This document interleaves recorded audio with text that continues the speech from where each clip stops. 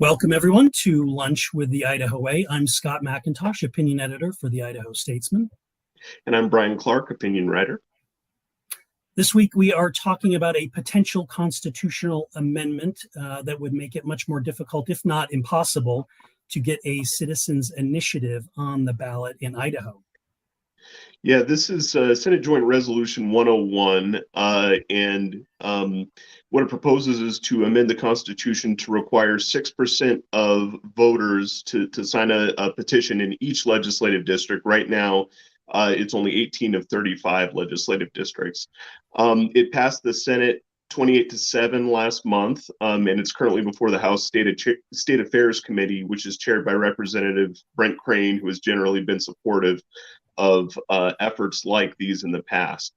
It would need 47 votes in the House to meet the 2/3 threshold that's required for a constitutional amendment, and if it gets past that, it would need just a simple majority approval by voters. Right. And just a reminder to our viewers that you can ask questions by writing them in the comments section below, and we will do our best to answer them during the show. So this week, to help answer those questions and talk about this issue, we're joined by Luke Mayville. He is co-founder of Reclaim Idaho, which has now successfully placed 2 initiatives on the ballot in Idaho. In 2018, Reclaim Idaho collected enough signatures to place Medicaid expansion on the ballot, and that passed with 61% approval among all Idaho voters. And last year, Reclaim Idaho got enough signatures to put an education funding measure on the ballot. That initiative eventually was pulled back from the ballot after Idaho Governor Brad Little called a special session of the legislature that effectively preempted that initiative. So to help us discuss the issue, Luke Mayville, thanks for joining us. Thank you so much, Scott. Thanks, Brian. I'm happy to be with you all. All right. So first off, Luke, we want to ask you, what's your take on this constitutional amendment? So you have a little bit of experience with initiatives in Idaho. What's your take on this constitutional amendment? Well, clearly this is an attack on the initiative process. It's an attack on the referendum process. And that's why we are calling it the Silence the Voters Amendment, because that's essentially what the amendment is all about. It's an attempt to silence the voters of Idaho, to prevent them from using this fundamental right that they have to put initiatives directly on the ballot, to put referendums directly on the ballot. This amendment would make it impossible.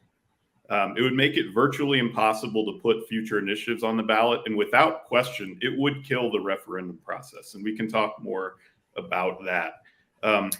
Scott, you mentioned 2 of the major things that Reclaim Idaho, our organization, has done is we put 2 initiatives on the ballot.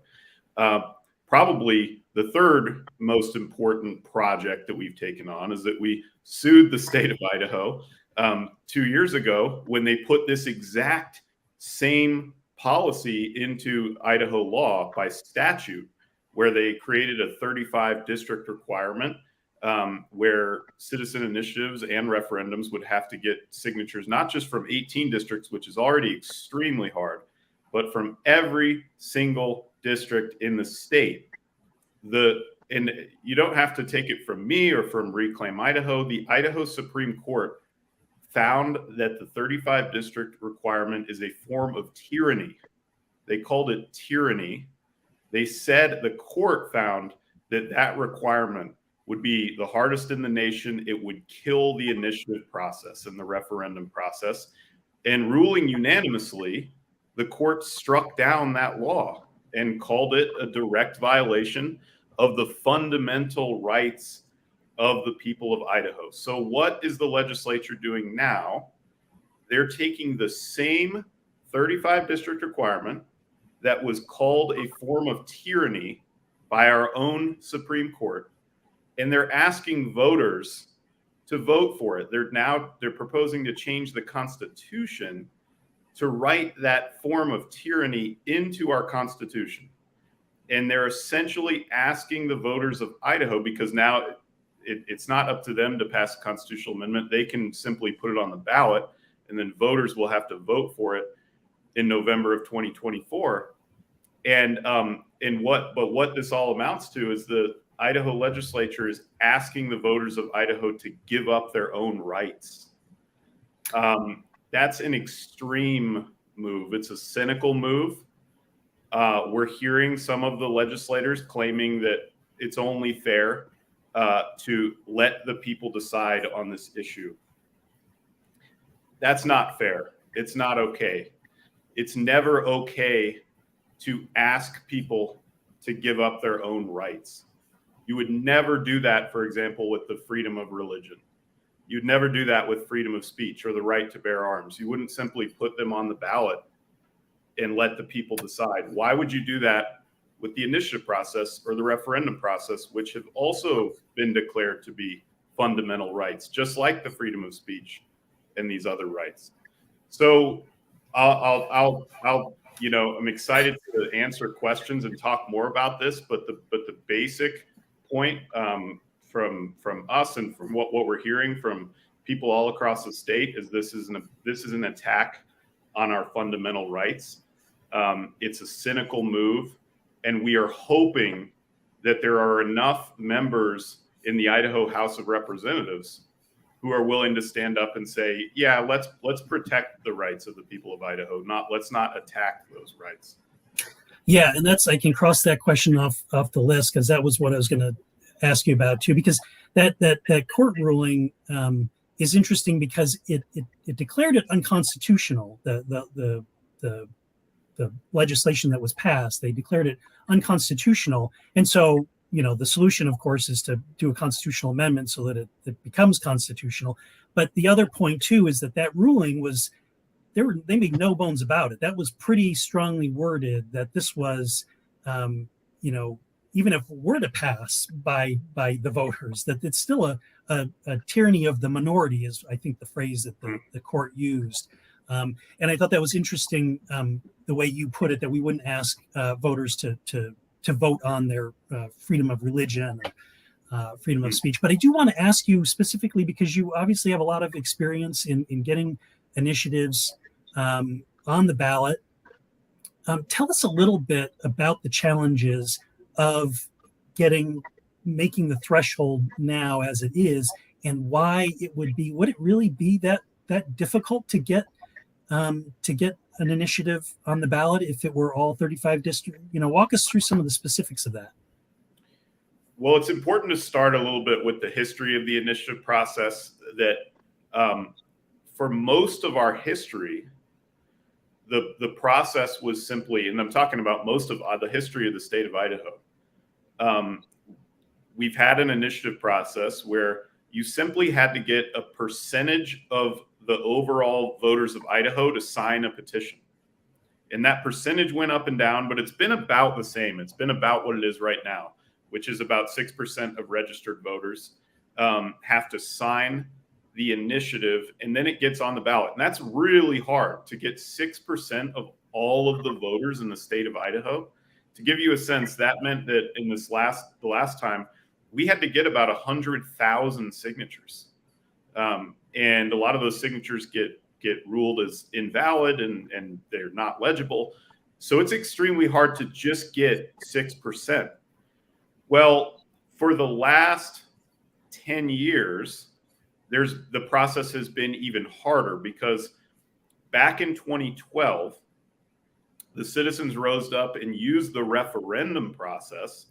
There were 3 laws that were passed by the legislature that were basically an attack on the public education system, and those became known as the Luna laws. The people rose up and used the referendum process to put those laws on the ballot, and they struck down all 3 of those laws. The legislature didn't like that. They didn't like that the people were able to use their referendum power and strike down those laws. So they added a major new barrier to the referendum and the initiative process, which is that you don't just need 6% of registered voters. You need 6% from 18 different districts. So you really have to get out all around the state to get those signatures. That's now the current rule, 18 different districts. Under the 18 district rule, and here's a very important point. Under the 18 district rule, there have been to date about I believe, about 18 attempts to put initiatives on the ballot, and only 3 have succeeded, and only 1 of those actually made it on the ballot and passed. So already under the current rules, we're blocking most initiative attempts from making it on the ballot. The current rules are already some of the most difficult in the nation for any state that has an initiative process. Our current rules are already some of the hardest. So that brings to the main point of your question: how much harder would it be to move from 18 districts to all 35 districts? Well, the simple answer would be that it would be at least about twice as hard, because it's twice as many districts. But the even more fundamental point, and this is what the Supreme Court highlighted, is that once you require signatures from all 35 districts, you give all of the power to just one district, because all it takes is one district to not sign off on an initiative, and it can block the will of the other 34 districts. And what we've seen as we've gone out, and we talked about this in our Supreme Court lawsuit, is it's extremely hard to organize in multiple districts at once. You have to essentially build up teams of volunteers that are all working in parallel to one another. And it's somewhat less difficult to do that. Say any initiative campaign is probably going to find that there'll be about 5 or maybe 5 to 10 districts where they have contacts and they know people, and they can start to set up those volunteer teams relatively quickly. But it's not too long into the process where you find, oh gosh, now we're getting into territory where we don't know anyone. And we've just got to start from scratch. We've got to travel out to places. We've got to hold organizing meetings. We've got to try to persuade people that this is important enough for them to give up their own time to go out there, whether it's, rain or snow, sunshine, whatever, and commit themselves to getting an initiative on the ballot. That's extremely difficult to do even in 18 districts. It's impossible. It's virtually impossible to do in all 35 districts. And consider, this is the last thing I'll say, and then be interested to hear follow-up questions. But imagine this: for the referendum process, what they're proposing is that citizens would have to organize volunteers in all 35 districts in just 60 days.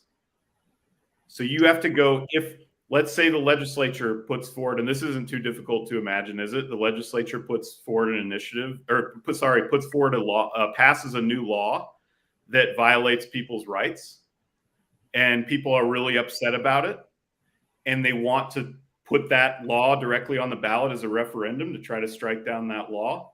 They have to do it in 60 days. They have to go out and organize teams of volunteers in 35 different districts in 60 days. It's almost, if it weren't, so troubling, it's a joke almost. The idea that they're proposing that the people of Idaho would have to do such incredible amount of work in just 60 days. So I did want to ask, as you mentioned, there are 3 ballot initiatives that have made it. The one we haven't discussed was historical horse racing. And that, of course, dealt with gambling. There was a lot of money involved, and corporate interests on both sides who either supported or didn't like it. And there you saw a lot of reliance on paid signature gatherers. Can you talk about the differences with sort of this geographic requirement of signature gathering, and how that places different hurdles in front of an organization that is primarily relying on volunteer signature gatherers, a grassroots organization, versus one that's paying people to gather signature? That's right. The 2 major initiative campaigns that we had where we succeeded in putting initiatives on the ballot, the vast majority in both cases of the signatures were gathered by volunteers. Our opponents and critics of the initiative process are fond of pointing out that there were people who were paid to collect signatures, but it was always a small minority of the total signatures, and most of those signatures were gathered by volunteers. But as you pointed out, there was a third initiative that made the ballot in recent years, and that was back in 2018. And they used, I believe, at least 99% of their signatures were collected by paid signature gatherers. What we know about that signature drive is that it costs over $1.5 million to put that initiative on the ballot with all paid signature gatherers. And what we know too is that the expense of doing paid signature gatherers has gone up a lot in recent years. So we predict if you're going to put an initiative on the ballot right now with all paid signature gatherers, it would cost $2 million. And that's under the current rules. To the main point of your question, though, what would be the difference of making the process much, much harder? Well, here's the thing. The challenge that I just now described for a citizen initiative is essentially a challenge of going out all around the state and organizing teams of volunteers who can work on it, who can work on a signature drive together in their own communities. That is extremely time intensive and labor intensive to do all of that organizing. It is a little bit different if you have nearly unlimited sums of money. So if you had, say, $5 million and you could just set up field offices all across the state, and then you could just and you could actually hire as many people as are possibly willing to do the work, and you could put them all at it. Personally, I'm still very skeptical it would be possible to get a referendum on the ballot in just 60 days because the logistical challenges, even with, say, $5 million, might be too great to pull that off. But what my prediction would be that by creating a 35 district rule, you do leave the citizen, not the referendum process, that's probably dead, but you do leave the citizen initiative process open only to groups that have about $4 or $5 million. And isn't that exactly the opposite of what some of these legislators are claiming? They're making this really flimsy argument that they're actually trying to block, special interest groups from getting initiatives on the ballot. But ironically, they're blocking citizens from using their own rights, and they're potentially leaving the process open only for special interest groups. And not just any special interest groups, but special interest groups that have maybe $4 or $5 million to spend.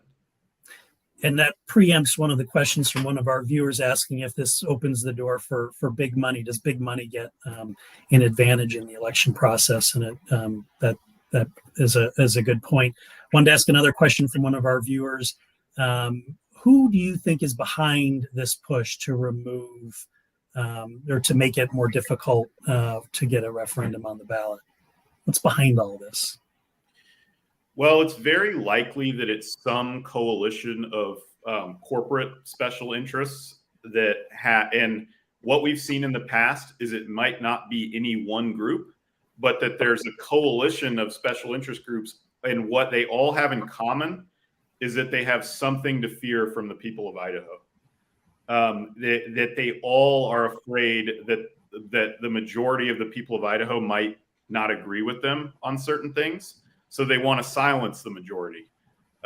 What back in 2019, when they first, right in the wake of Medicaid expansion, when they first attacked the initiative process, there was a public records request by a reporter that found that the payday loan industry was actually lobbying to try to kill the initiative process.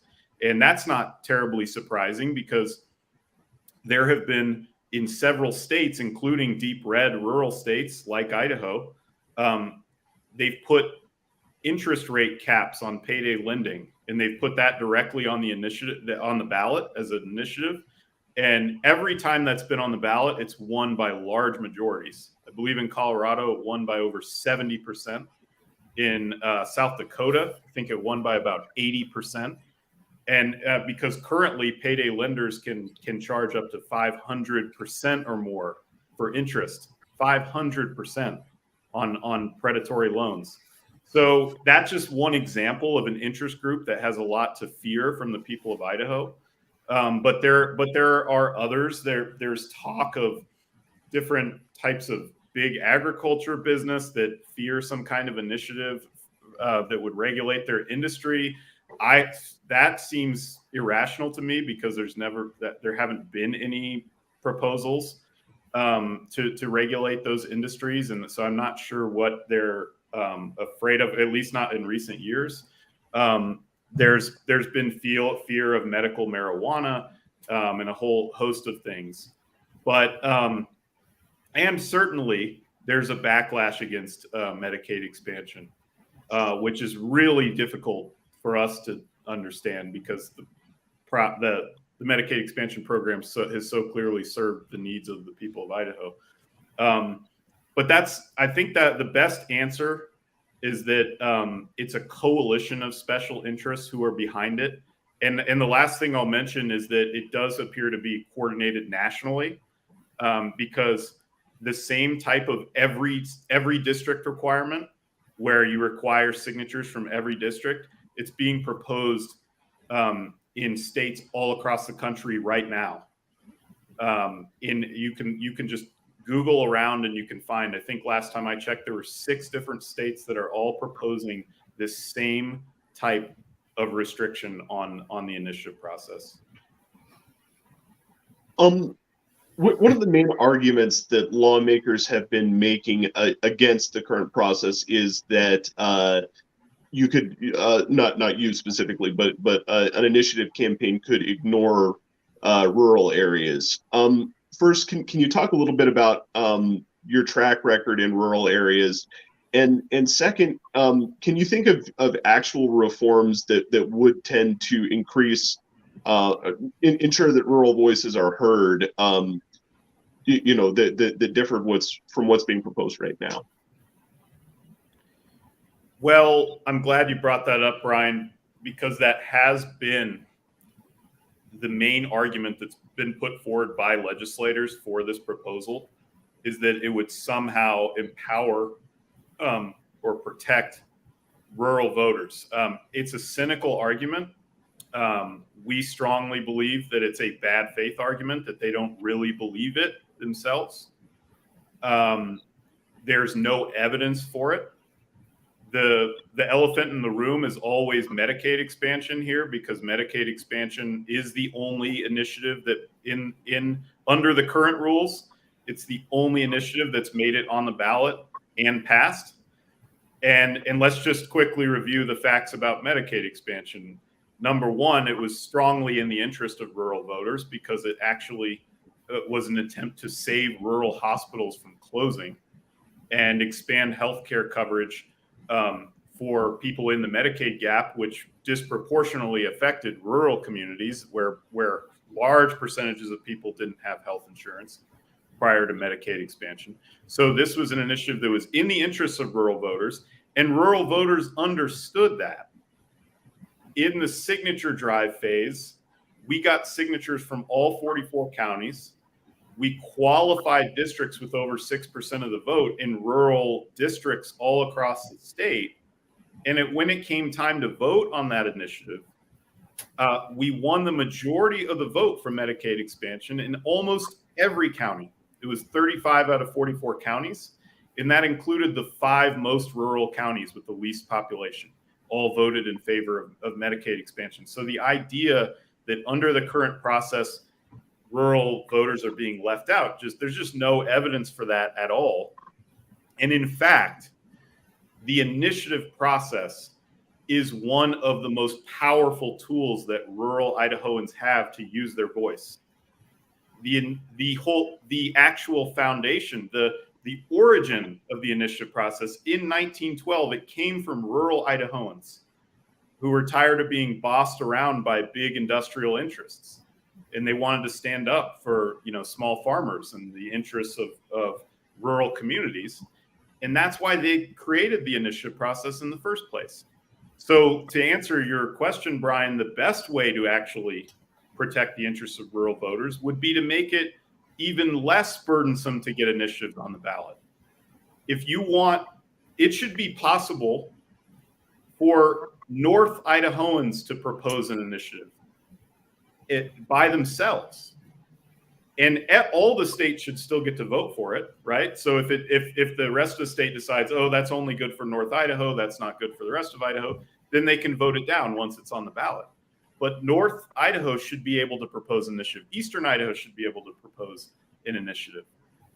If you create a 35 district requirement, and frankly, even the 18 district requirement really prevents rural regions of the state from being able to propose their own initiatives. So the best way to actually, if you want to argue in good faith and not just make kind of flimsy bad faith arguments about this, and you really care about rural voters, you ought to be strengthening the initiative process, not trying to dismantle it. And I'll point out, and we've argued this before on this issue, that all Idahoans, rural Idahoans, do get a say in this when it comes, if it gets to the ballot. When it actually comes to a vote, everybody gets to vote on that initiative. And in fact, what we saw, that rural Idahoans voted overwhelmingly in favor of Medicaid expansion. So to say that the current initiative process leaves out rural voters is, like you said, it's a little disingenuous. We've got a couple more questions, but we kind of wrap up here. And I do want to ask you, what's next for Reclaim Idaho? Well, right now, we are bracing ourselves for if this amendment ends up going all the way to the ballot. We are very hopeful that there will be enough representatives in the Idaho House of Representatives who stand up and say, hey, okay, I've had a moment to think about this. The arguments being put forward in favor of this amendment just really aren't convincing. And it's better to be on the side of the people of Idaho and not attack their basic rights. So let's vote no on this. And we're hopeful that at least over 1/3 of the House of Representatives, that's all we need. We just need over 1/3 of them to vote no. And we're hopeful that enough will stand up and do that. But we're not taking that for granted at all. If it does end up on the ballot in November 2024, we're going to throw everything we've got into making sure that the people of Idaho understand what this proposal is.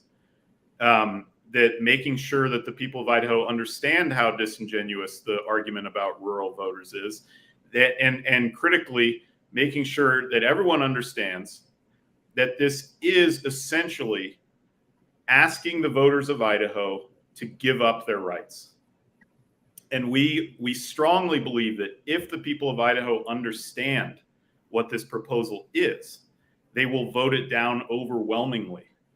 We don't just think it will lose. We don't just think this amendment will lose at the ballot. We think it could lose in all 44 counties. We think it could really get crushed, and it will be a huge embarrassment and a shame for these legislators who voted for it. But we're not taking it for granted that would happen. We're going to have to do the work to make that happen. And so we're anticipating that. We're not prepared to, roll out any new citizen initiative campaign at this point. We're not ruling it out. We're definitely do want to continue to use the initiative process to address big problems that the legislature is not willing to address. But no big announcements today on what the next initiative will be. The one other thing that I'll mention is we're very involved in helping, together with the coalition of groups all across the state, helping to defeat school voucher legislation. So we're working really hard on that as well. Okay. All right. Well, that is a wrap. We will be following this. It's like Brian said, it's over to the House now, and needs 2/3 of the House to vote in favor of it to get it on the ballot in November of 2024, right? If it passes. Okay. All right. So I want to thank all of our viewers for joining us this week. We'll be back next week at the same time with another episode. Please put in the comments topics that you'd like to see us address in upcoming episodes, particularly next week. What's the next one you want us to tackle? And in the meantime, also, please sign up for my free weekly email newsletter, The Idaho Way. The link is below in the comments. And I want to thank you, Luke Mayville of Reclaim Idaho, for joining us this week. Thanks so much, Scott. Thanks, Brian. Till next time. All right. Thank you, everyone. See you next week.